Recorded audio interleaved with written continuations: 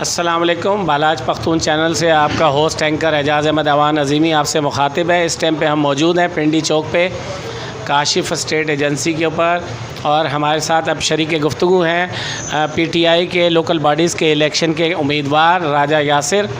और आज हम उनसे इस हवाले से 23 अक्टूबर के जो आने वाले इलेक्शन है अगले एतवार के लोकल बॉडीज़ के, उनसे उनकी राय लेना चाहते हैं कि वो इलाके के मसाइल के हवाले से और अपनी जो पार्टी की हिकमत अमली है मंशूर के हवाले से उनकी प्लानिंग है और वो इस बारे में अपनी क्या मौक़िफ़ देते हैं। सबसे पहले अस्सलाम वालेकुम राजा यासिर साहब, आपने हमारे लिए टाइम निकाला। वालेकुम सलाम।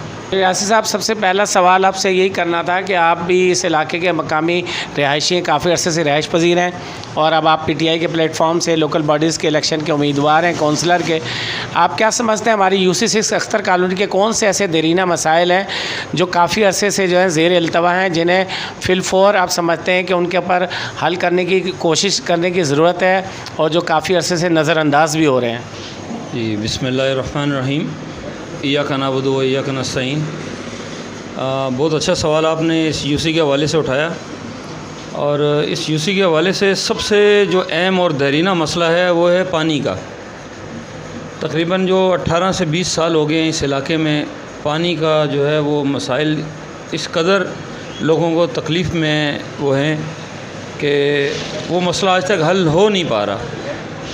हमें बड़ी उम्मीदें थी यहाँ के MPA सईद गनी साहब से कि वो इस मसले को हल करेंगे, लेकिन वो भी हमें बड़े अफसोस के साथ कहना पड़ रहा है कि वो भी इस मसले के अंदर नाकाम हो गए।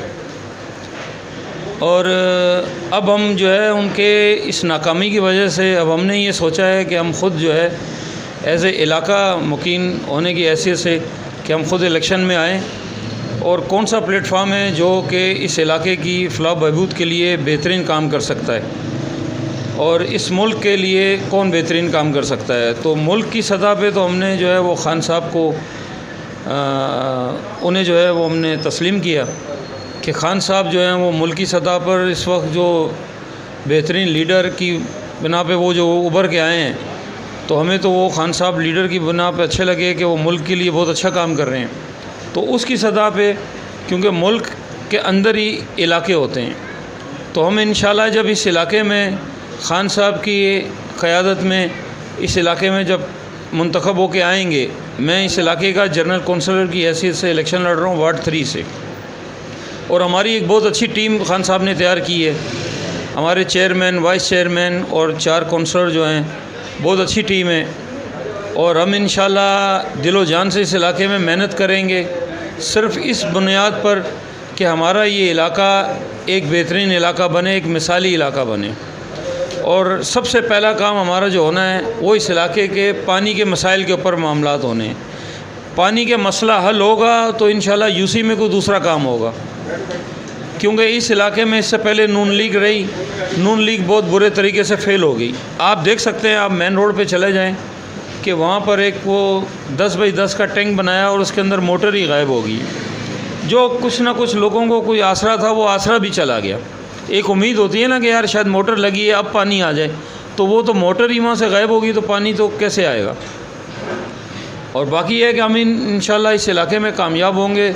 हमें बहुत उम्मीद है लोगों से, अपने यहाँ UC6 के लोगों से, कि वो खान साहब को बहुत अच्छा जो है वो लीडर मानते हैं, और उस बिना पर हम भी जो है खान साहब की मोहब्बत में और इस वतन की लगन में जो है ना, वतन की मोहब्बत और वतन से प्यार की खातिर जो है हम इस पार्टी में आए हैं। और इंशाल्लाह इस इलाके में जीतने के बाद हम सबसे पहला मसला ही पानी का उठाएंगे, बाद में कोई दूसरे काम की तरफ हम देखेंगे। अब आपने बिल्कुल दुरुस्त कहा कि साबका पार्टियों के हवाले से आप कह रहे हैं कि वो उस तरह से डिलीवर नहीं कर सकी जिस तरह से उनको करना चाहिए था।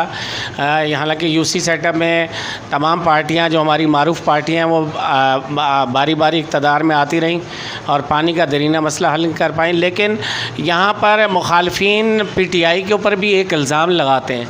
वो ये कहते हैं जी गवर्नर सिंध कराची का, सदर पाकिस्तान कराची के, 13 से 14 MNA MPs कराची के, साहब का टेन्योर इलेक्शन में जब खान साहब के जीत कर आए, लेकिन कराची को उस तरह से वो पिछले 3.5 साल के जो टेन्योर है, जब रजीम चेंज होने से पहले वो डिलीवर नहीं कर पाए, तो क्या अब हम यूसी की आवाम क्या इस हवाले से उम्मीद कर सकते थे आइंदा इस मामले में, यानी कि अब बेहतरी की उम्मीद होगी? कुछ इस बारे में आप राय देंगे? कि एजाज़ भाई बहुत ज़बरदस्त आपने ये सवाल उठाया।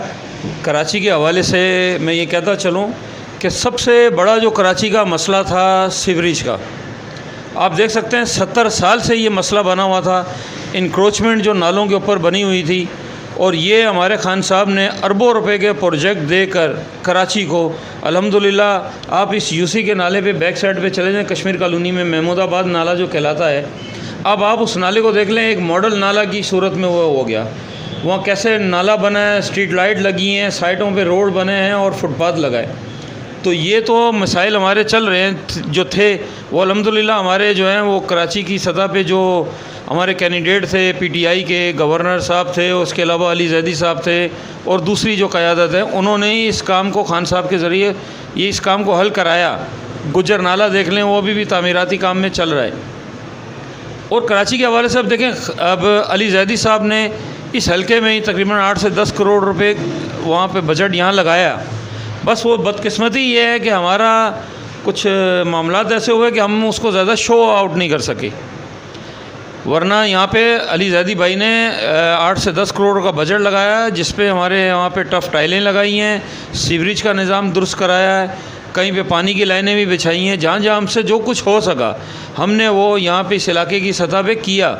शुक्रिया राजा यासिर साहब आपका, आपने अपना टाइम निकाला और हमारे अपने पार्टी का इस सवाल से मौक़िफ़ बयान किया, और हम उम्मीद रखते हैं कि 23 अक्टूबर को जब इलेक्शन होंगे तो यकीनन जो आप लोगों की तवक्कुआत पर अगर आपके कैंडिडेट और आपका पैनल अगर अक्सरियत से जीत कर आता है, तो आप यहाँ के लोगों को जो है माजी की जो तलखियाँ हैं और उनकी जो तकालीफ़ हैं उसका अजाला करने की भरपूर तरीके से कोशिश करेंगे।